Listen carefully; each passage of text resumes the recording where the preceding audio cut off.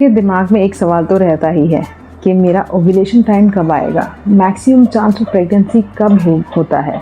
जब हम शादी करते हैं, शादी के बाद में हम 2-3 साल तो बच्चे के बारे में नहीं सोचते हैं, पर उसके बाद में हम बच्चे के बारे में सोचने लगते हैं। और जब हम सोचने लगते हैं तो हम बहुत ज़्यादा ही सोच लेते हैं। पर सोचने से पहले हमें ये जानना बहुत ज़रूरी है कि ओव्यूलेशन क्या होता है, कब होता है और इसकी इम्पोर्टेंस क्या है। इतना जानना ज़रूरी क्यों है ओव्यूलेशन के बारे में हमें। देखिए, जो मैक्सिमम टाइम ऑफ प्रेगनेंसी होता है, यानी जिसमें मैक्सिमम चांस होता है प्रेग्नेंट होने का, वो ओव्यूलेशन के टाइम पे होता है। जिनका साइकिल रेगुलर होता है उनमें ओव्यूलेशन प्रिडिक्ट करना बहुत आसान हो जाता है, पर जिनका साइकिल इर्रेगुलर होता है उसमें ओव्यूलेशन प्रिडिक्ट करना थोड़ा सा टिपिकल होता है। क्यों? क्योंकि जब एक रिदम से चीज़ें चल रही होती हैं तो उनको कैलकुलेशन बेसिस पे हमें पता चल जाता है, पर जब साइकिल इर्रेगुलर होता है तब हम सिम्टम्स के द्वारा या कुछ टेस्ट के द्वारा ये पता करते हैं कि ओव्यूलेशन कब होगा। अब जैसे किसी का मान लीजिए 28 डेज़ का साइकिल है, तो 28 डेज़ का जो साइकिल होता है इसमें कैसे अपन इसको लेते हैं। जो फर्स्ट डे ऑफ पीरियड होता है, ठीक है, उसको हम first day of the cycle मानते हैं। ठीक है, किसी को 5 दिन भी चल सकता है, किसी को 7 दिन भी ये पीरियड रह सकता है। पर जो नेक्स्ट पीरियड जब आता है तो उसके बीच की जो गैप होता है, जो दिन होते हैं, उनको हम काउंट करते हैं। तो इसको हम पहले जो साइकिल हमें जो पीरियड आया और जो नेक्स्ट पीरियड आता है मंथ के, इसको हम पूरा एक साइकिल बोलते हैं और इसी को हम कंसिडर करते हैं। किसी को ये 28 डेज़ का होता है या किसी को 28 डेज़ +- 7 डेज़ का हो जाता है। यानी किसी को 22 दिन का भी 21 दिन से लेके 35 दिन तक ये रहता है। तो इसमें परेशान होने की ज़रूरत नहीं है। कुछ लोग बोलते हैं कि मेरे को तो 32 दिन में आता है, मेरे को 35 दिन में आता है। ठीक है, नॉर्मल है, पर रेगुलरिटी मेंटेन होनी चाहिए। अगर 21 दिन से कम भी नहीं होना चाहिए और 35 या 30, कभी कभी 37 दिन तक भी हो जाता है, यानी 35-37 डेज तक हो जाता है। ठीक है, पर इससे ज़्यादा प्रोलॉन्ग नहीं होना चाहिए। ये कॉमन रेंज है जिसको हम कंसिडर करते हैं normal period duration of cycle consider के लिए। ठीक है, अब अपन बात करते हैं पूरे साइकिल की। ये साइकिल 2 फेज़ में डिवाइड होता है, एक इनिशियल हाफ और सेकेंड हाफ। ये मेरा कहने का तरीका है, एग्जैक्टली हाफ नहीं होता है। यानी अर्ली, जिसको हम प्रोलिफरेटिव फेज़ कहते हैं, और जो नेक्स्ट सेकेंड पार्ट है उसको हम सीक्रेटरी फेज़ बोलते हैं। ठीक है, हम ज़्यादा साइंटिफिक या मतलब मेडिकल टर्मिनोलॉजीज़ में नहीं जाएंगे। मेरा कहने का सिंपल सा मतलब है, एक शुरुआती समय जिसमें बच्चेदानी तैयार हो रही होती है, किसके लिए? प्रेगनेंसी को के फर्टिलाइज जो बच्चा बना है उसको कैप्चर करने के लिए।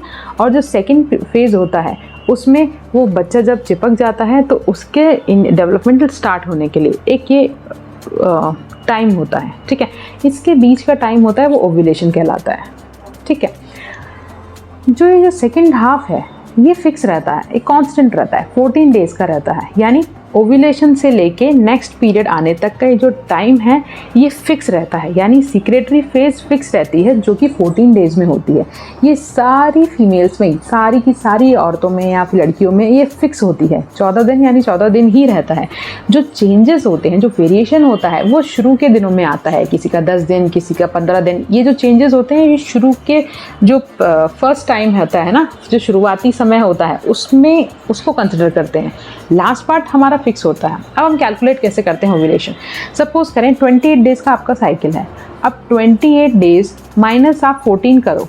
ठीक है, 14 आया, इसका मतलब एग्जैक्टली 14th डे पे आपका ओव्यूलेशन हो जाएगा। +- 2 डेज़ रहता है, तो 14th डे पे आपका ओव्यूलेशन हो जाएगा। हम ये मान के चलते हैं। तो ये ओव्यूलेशन आपका 12वें दिन से लेके 16वें दिन के बीच में हो सकता है। यानी जो आपका विंडो पीरियड है, वो मैक्सिमम जो प्रेग्नेंट होने का एक विंडो पीरियड है वो होता है 12वें दिन से लेके 16वें दिन तक मैक्सिमम चांसेस ऑफ कंसेप्शन होते हैं।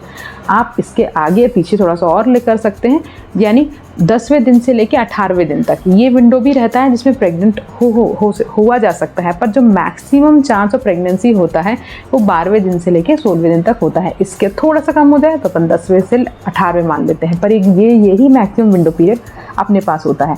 इससे पहले ना आप प्रेग्नेंट हो सकती हैं और ना ही इसके बाद प्रेग्नेंट हो सकती हैं। क्यों? ऐसा क्यों होता है? ऐसा इसलिए होता है कि जब ओव्यूलेशन होता है, ओव्यूलेशन में क्या होता है, अंडाशय से जब अंडा बाहर गर्भाशय में आ जाता है उसको हम ओव्यूलेशन कहते हैं। और ये जो अंडा होता है ये सिर्फ और सिर्फ 12 से लेके 24 घंटे तक ही जीवित रह पाता है। तो सिर्फ 12 से लेके 24 घंटे तक का ही हमारे पास समय होता है कि ये फर्टिलाइज हो जाए। अगर ये टाइम लैप्स हो गया तो फिर फर्टिलाइजेशन नहीं हो पाएगा। और हम इतना क्यों देते हैं, क्योंकि एग्जैक्टली किस दिन ओव्यूलेशन होगा ये हम डिटेक्ट नहीं कर पाते हैं। ये हम सिर्फ नियर अप्रॉक्सीमेटली बताते हैं कि हाँ अब ओव्यूलेशन हो गया। तो हमें कोई भी चांस ओव्यूलेशन का मिस नहीं होना चाहिए, इसलिए हम एक विंडो पीरियड रखते हैं। ठीक है, तो ये 28 डेज़ के साइकिल के लिए हो गए। सेम अगर किसी का 35 है तो 35 में से आप 14 डेज़ माइनस कर दीजिए तो कितना होगा, 35 में से 14 डेज़ आपने माइनस किए तो 21 हो गया। यानी अब इस केस में जो ओव्यूलेशन होगा वो 21 डेज़ पे होगा। तो इसमें भी आप प्लस माइनस 2 डेज़ कर लीजिए। ये आपको मैक्सिमम विंडो पीरियड आपका फर्टिलाइजेशन का दे देता है। ठीक है, ये तो है जिनका साइकिल रेगुलर है। इरेगुलर में क्या होता है कि हमें सिम्टम्स आते हैं, पेशेंट को फील होने लग जाता है कि ओव्यूलेशन हो गया। जैसे जो यूजुअली ओव्यूलेशन के टाइम पे एक वाटरी थिन कलर का डिस्चार्ज होता है जो एकदम थिन होता है, पानी जैसा होता है पर स्ट्रेचेबल होता है, थोड़ा सा जेली जैसा होता है, एकदम नहीं पर ट्रांसपेरेंट एक स्ट्रेचेबल डिस्चार्ज आता है। दूसरा, किसी को ओव्यूलेशन के टाइम पे हल्का सा पेन भी महसूस होता है, किसी को स्पॉटिंग भी हो सकती है और किसी को नॉजिया जैसा भी फील होता है। तो ये कुछ सिम्टम होते हैं कि हाँ उनको ये ऐसा ओव्यूलेशन हो गया है, ये पता चलता है। इसके अलावा किसी को जो ओव्यूलेशन के टाइम के बाद हल्की सी गर्मी लगने लग जाती है क्योंकि उस टाइम जो हार्मोन का लेवल थोड़ा सा बढ़ जाता है। तो ये कुछ चीज़ें हैं जो डिनोट करती हैं कि आपको ओव्यूलेशन हो गया है। प्री मेंस्ट्रुअल सिंड्रोम ये एक अलग चीज़ है, आप इससे कंफ्यूज नहीं हो जाइए। क्यों? क्योंकि प्री मेंस्ट्रुअल सिम्टम जो है वो मेंसेस से पहले होने वाले कुछ सिम्टम्स होते हैं जो ये इंडिकेट करता है कि आपको मेंसेस आने वाला है। और ये बात सही है, वो प्रोजेस्टेरॉन हार्मोन की वजह से आता है और प्रोजेस्टेरॉन तभी बनता है जब ओव्यूलेशन हो चुका होता है।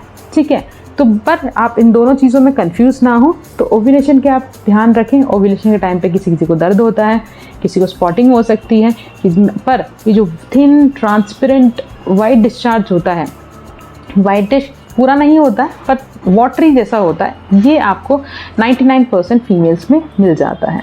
ठीक है, इसके अलावा अगर आपको इस टॉपिक से रिलेटेड कोई भी जानकारी चाहिए तो हमारे कमेंट सेक्शन में आप मैसेज कर सकते हैं। हमारे चैनल को ज़रूर सब्सक्राइब कीजिए, लाइक कीजिए और आपके जो सवाल हो वो हमें शेयर कीजिए ताकि हम जब नेक्स्ट वीडियो बनाएं तो आपके सवालों को उसमें इंक्लूड कर सकें।